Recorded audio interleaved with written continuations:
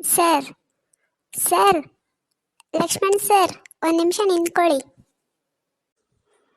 ಹೇಳಿ ಮೇಡಮ್, ಏನು ಕೂಗ್ತಾ ಇದ್ದೀರಲ್ಲ?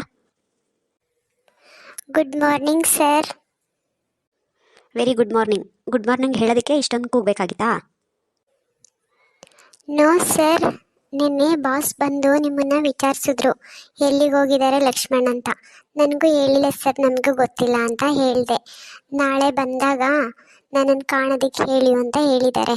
ಅದನ್ನು ಹೇಳೋಣ ಅಂತ ಬಂದೆ ಸರ್, ಅಷ್ಟೇ. ಹೌದಾ, ಸರಿ ಬಿಡಿ. ಎಲ್ಲೋಗಿದ್ರಿ ಸರ್ ಲೀವ್ ಹಾಕಿ? ನಮಗೂ ಒಂದು ಇನ್ಫಾರ್ಮ್ ಮಾಡ್ದಿರ ಹೋಗಿದ್ದೀರಲ್ಲ, ಬಾಸ್ಗೂ ಕೂಡ ಹೇಳಿಲ್ವಂತೆ. ಊರಿಗೆ ಹೋಗಿದ್ದೆ, ಸ್ವಲ್ಪ ಪರ್ಸ್ನಲ್ ಕೆಲಸ ಇತ್ತು ಅಷ್ಟೇ. ಓಕೆ ಸರ್, ಆಯಿತು. ಬರಲಿ ಬರಲಿ, ಬಾಸ್ ಬರಲಿ, ನಿಮಗೈತೆ ಸರಿಯಾಗಿ ಗ್ರಾಚಾರ ಬಿಡಿಸ್ತಾರೆ ಇವತ್ತು. ಒಳ್ಳೆ ಮಜಾ ತಗೋಬಿಡೋಣ. ಏನು ಮಾಡೋದಪ್ಪ, ಈ ವಯ್ಯ ಬೇರೆ ಹಿಂಗೆ ಹೇಳ್ಬಿಟ್ಟು ಹೋಗಿದ್ದಾನಲ್ಲ, ಸರಿಯಾಗಿ ಗ್ರಾಚಾರ ಬಿಡಿಸ್ತಾನೆ ಇವತ್ತು ಬಂದರೆ. Good morning sir. Good morning. ಕೂತ್ಕೊಳ್ಳಮ್ಮ.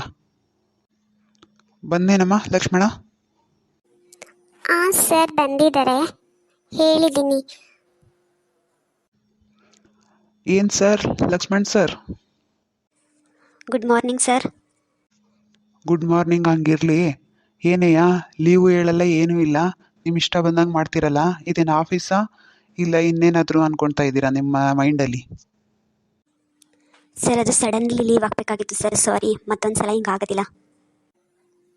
ಹಾಂ, ಹೋಗಿರಿ ಹೋಗಿರಿ, ಸಖತ್ತಾಗಿ ಮಜಾ ಬರ್ತಾ ಇದೆ. ಇನ್ನೂ ಅರ್ಧ ಗಂಟೆ ಕ್ಲಾಸ್ ತಗೊಳ್ಳಿ ಸರ್, ಒಳ್ಳೆ ಎಂಟರ್ಟೈನ್ಮೆಂಟ್ ಇರುತ್ತೆ ನನಗೆ. ಈ ವರ್ಕ್ನ ನಮ್ಮದು ಅಂತ ಮಾಡ್ಕೊಂಡಾಗ ಈ ಥರ ಬೇಜವಾಬ್ದಾರಿ ತೋರ್ಸೋಕ್ಕಾಗಲ್ಲ. ಸಂಬಳಕ್ಕೋಸ್ಕರ ಮಾಡ್ತಾ ಇದ್ದೀವಿ ಅಂತ ಅಂದಾಗ ಹೀಗಾಗುತ್ತೆ ಲಕ್ಷ್ಮಣ್. ಸಡನ್ಲಿ ಲೀವ್ ಹಾಕಲೇಬೇಕಾಯಿತು ಸರ್, ಹಾಗಾಗಿ ಲೀವ್ ಹಾಕ್ತೆ ಅಷ್ಟೇ. ಮತ್ತೆ ಇದು ರಿಪೀಟ್ ಆಗಲ್ಲ sir, sorry. Okay sit down. ಸದ್ಯ ಬಚಾವಾದೆ ನಾನು. ಉಫ್, ಛೇ, ಇಷ್ಟು ಬೇಗ ಬಿಟ್ಬಿಟ್ರಲ್ಲ. ಇನ್ನೂ ಅರ್ಧ ಗಂಟೆ ಕ್ಲಾಸ್ ತಗೊಳ್ಳಿ ಅಂದರೆ